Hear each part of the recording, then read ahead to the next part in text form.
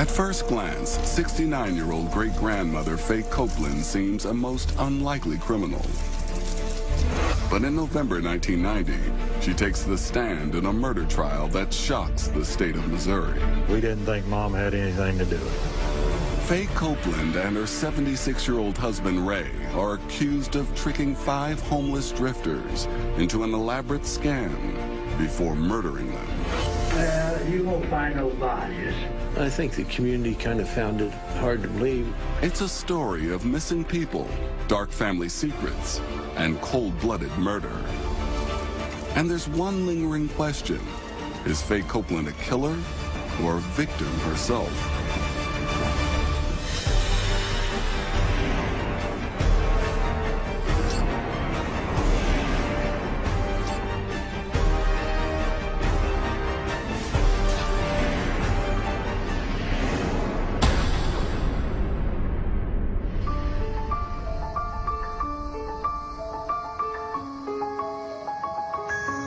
Livingston County in northwest Missouri.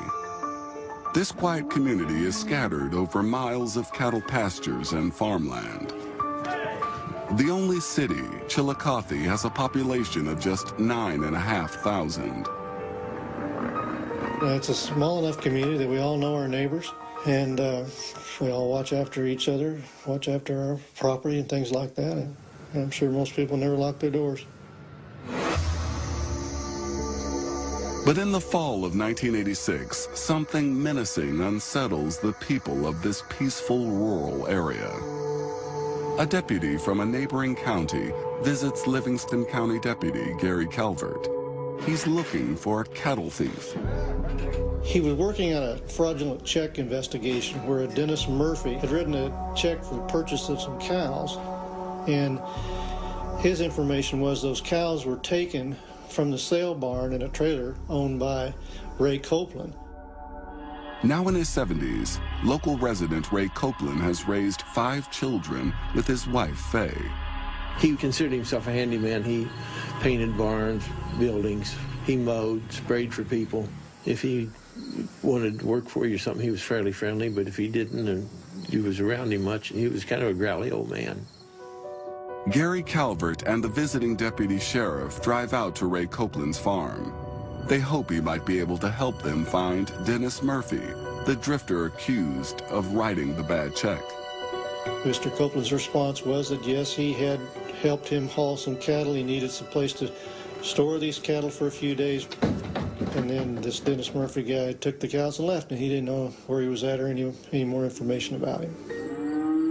Gary Calvert thinks nothing more of it, until a deputy from a nearby county comes looking for another drifter named Wayne Warner.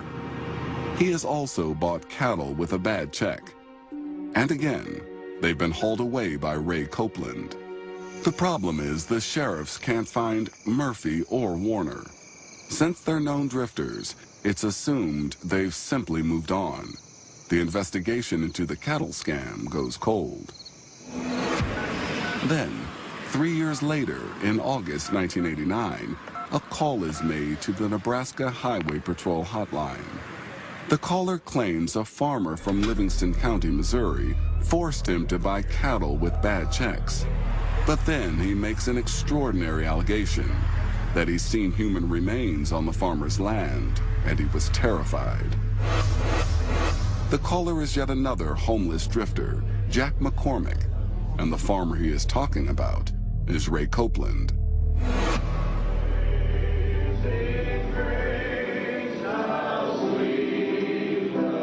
McCormick tells police he first met Ray Copeland at a church mission in Springfield, Missouri. Ray had told him that he would pay him $50 a day if he would assist him in buying cattle. Copeland also promised him full board and lodging. To the homeless McCormick, it sounded like a way out of his desperate straits, so he accepted. Copeland told McCormick to bid on the cattle because he's too deaf to hear the auctioneer. But McCormick was worried. He knew that the check would bounce, leaving him to take the rap. A few days later, McCormick says he saw what appeared to be human bones near a barn. And if that wasn't enough to scare him, Then came an incident that made him fear for his life. Ray had told him there was a raccoon in the barn, and he wanted to kill this raccoon, and he needed Jack's assistance. So Ray had a .22 rifle in his hand. He went out to the barn. Ray gave him a stick and said, poke this stick in behind this stack of hay here, try to get that raccoon to come out, and I'll shoot him.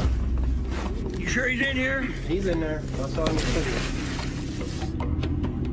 McCormick sensed something was very wrong. He turned to see Ray Copeland's gun, pointing straight at him. Later, Jack McCormick vividly recounted that day in the barn. I never did take my eyes off of him. I'm looking back up at him all the time. I didn't want to run off, because I was afraid he would shoot me then, you know, at that point. Petrified, McCormick persuaded Copeland to take him to a nearby town. And there, he made his escape. It wouldn't be long before police would reopen the case of the missing drifters and shine their light directly on Ray Copeland.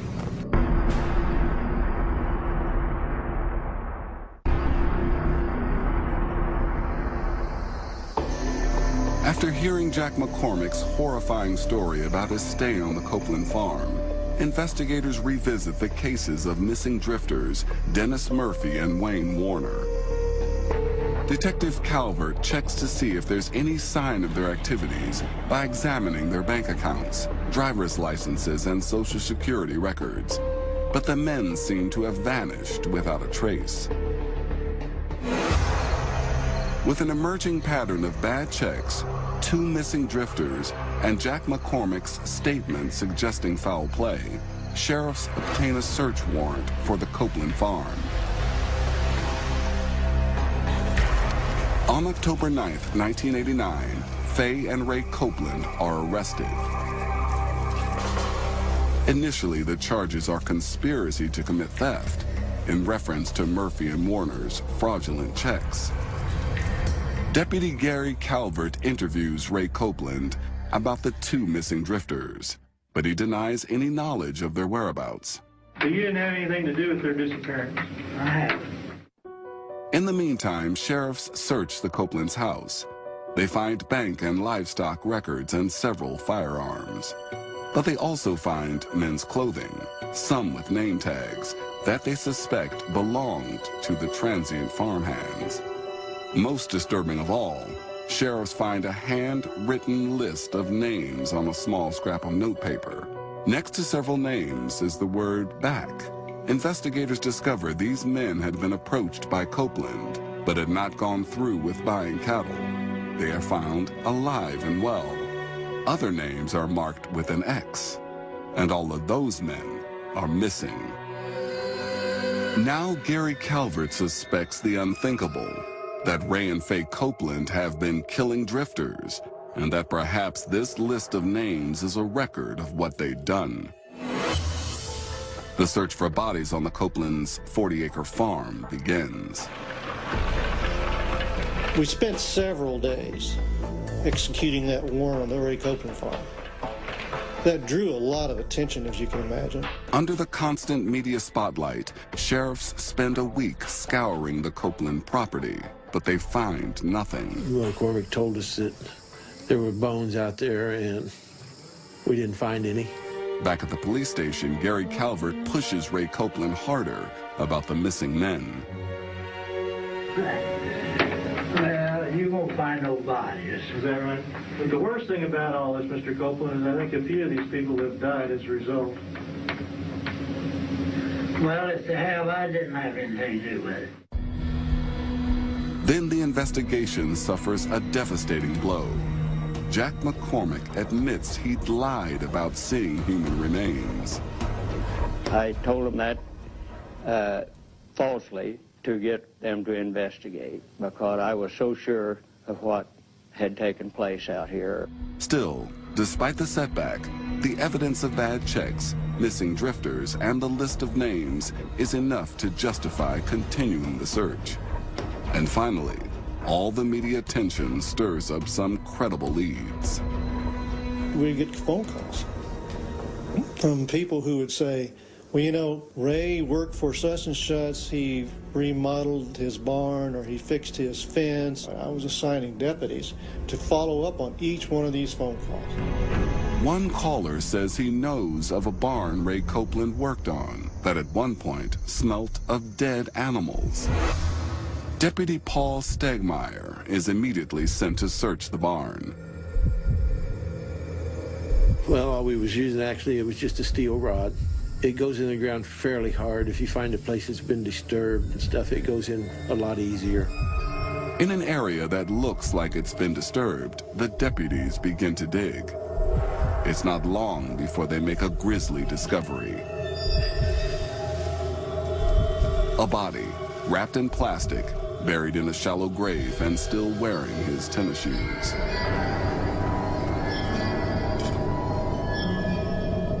And right beside it are two more bodies. Through dental records, they're identified as James Harvey, John Freeman, and Paul Cowart. They were all drifters and all marked with an X on the Copeland's list of names. Each of the three men had been killed by a gunshot to the back of the head. We recovered spent bullets from each of the skulls, and all three of them matched with one of the rifles that we took out of Ray's home. On October 17th, 1989, Ray and Faye Copeland are charged with 3 counts of first-degree murder. Prosecutors announce they'll be pursuing the death penalty. Meanwhile, the search for bodies continues until sheriffs get a tip from the most unlikely source.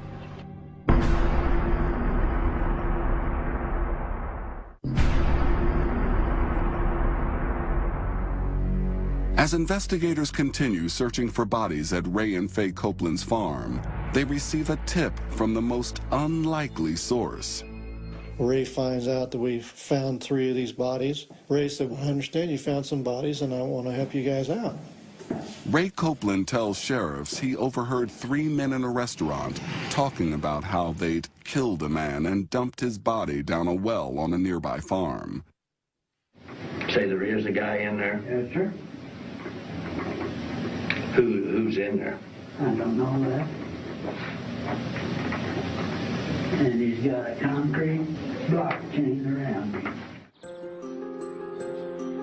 Deputies are quickly dispatched to the well. So we took a rope with a grappling hook on the end of it, and dropped it down in there and pulled it up a time or two, seeing if we could find anything. And one time when we pulled it up, it had a cowboy boot on it. And the cowboy boot still had what was left of a person's foot in it. So that's when we took the track hoe and the backhoe and dug down the side of it. When the body is recovered, it's identified as one of the missing men who'd prompted the whole investigation, drifter Dennis Murphy. Next, investigators search a barn just 100 feet from the well. The body is that of Wayne Warner. Just like the other men, Warner and Murphy had been shot in the back of the head with Ray Copeland's gun. Ray and Faye Copeland are now charged with all 5 murders. Prosecutors build their case around the theory Ray pulled the trigger and Faye helped organize and cover up his crimes. They decide early on to split the trials. 69-year-old Faye Copeland will be tried first. In the months leading up to her trial, her defense prepares to argue that not only did Faye know nothing of her husband's scams or the alleged murders, she's also a victim of Ray Copeland's brutality. To assess her state of mind, they send her to psychologist Marilyn Hutchinson. She came as a regular therapy client brought by the deputies, pretty much weekly, for about 9 months. She looked extraordinarily beaten down, a very, very sad, sad person. Faye Copeland would say nothing against her husband, but after several sessions and after talking to Faye's children, Marilyn Hutchinson begins to form a picture of a family dominated and controlled by Ray Copeland. He was the complete dictator. Why separate? And anyone who crossed him or for any reason that he was offended or upset, he would physically lash out at whoever was closest or whoever was on his mind. By the way, I'm sorry. I'm getting... Faye's son Al also suffered at the hands of his brutal father. He beat me with a pair of metal cow kickers. I mean, that was commonplace for him. The only thing he had to do was stay out of his way. The 5 Copeland children left home as soon as they were old enough, but Faye stayed. You could see bruises on her, days that we would either come over and visit him or whatever. You could see a black eye or where he had hit her on her face or something.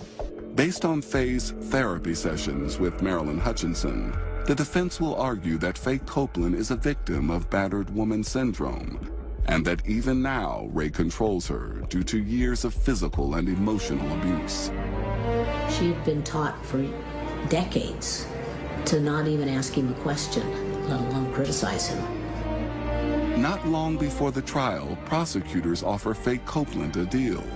If she talks, they'll take the death penalty off the table, and she could spend just a few years in jail. At trial, Faye Copeland's loyalty to her husband will be put to the ultimate test.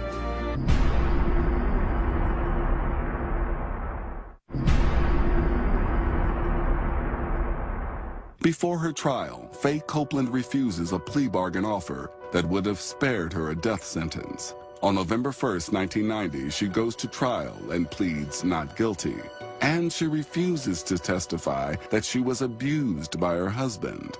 Still, the defense is confident that with Marilyn Hutchinson's expert testimony on battered woman syndrome, they will be able to argue successfully that Faye Copeland is not accountable for the murders because she was totally controlled by her husband, Ray. The verdict will hinge on whether the jury believes it. But then is a major setback. Because there had been paperwork filed incorrectly, and because the Attorney General objected, I was not allowed to testify. With the defense of battered woman syndrome ruled out, Faye Copeland's attorneys are left with very little to contradict the prosecution's evidence against her. First, prosecutors call Jack McCormick to the stand. He testifies that Faye Copeland handled the books and took care of the transients that stayed at the house. They display the drifter's clothing found hanging in the closet and a quilt Faye had made with some of it. Finally, they presented the scrap of notepaper listing the names of the murdered men, marked with an X.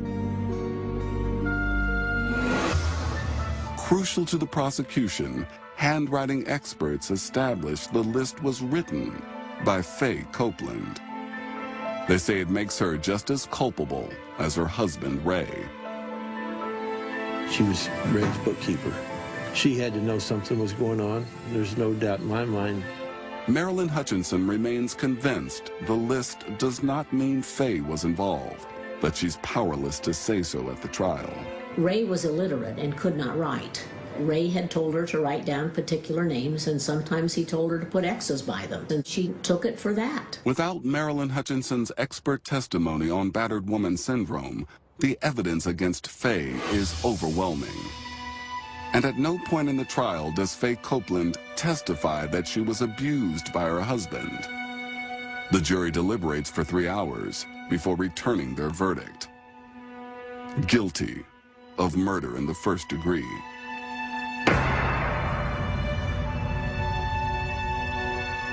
She always said she was innocent, that she didn't know what was going on or didn't have anything to do with it. The evidence, as far as I'm concerned, showed that she did. Faye Copeland is sentenced to death by lethal injection. On March 7th, 1991, it's Ray Copeland's turn in court. The trial is almost an exact replica of Faye's, with overwhelming physical evidence. After a 10-day trial, the jury deliberates for just 2.5 hours. They find Ray Copeland guilty on all 5 counts of first-degree murder. He, too, is sentenced to death. But his sentence is never carried out. 2 years later, 78-year-old Ray Copeland dies of natural causes while awaiting execution. She loved him from the day they got married to the day he died. He was my love, the love of my life, and my kids. I will always be a love in my heart for him. After her husband's death, Faye Copeland would still say very little, but she does begin to open up about the way he'd treated her. In a 1999 appeal, her death sentence is commuted to life in prison based on undisclosed testimony on battered woman syndrome. Then, in 2002, after serving 12 years, Faye Copeland suffers a stroke and is sent to a nursing home. She dies a year later at age 82. I love my mom.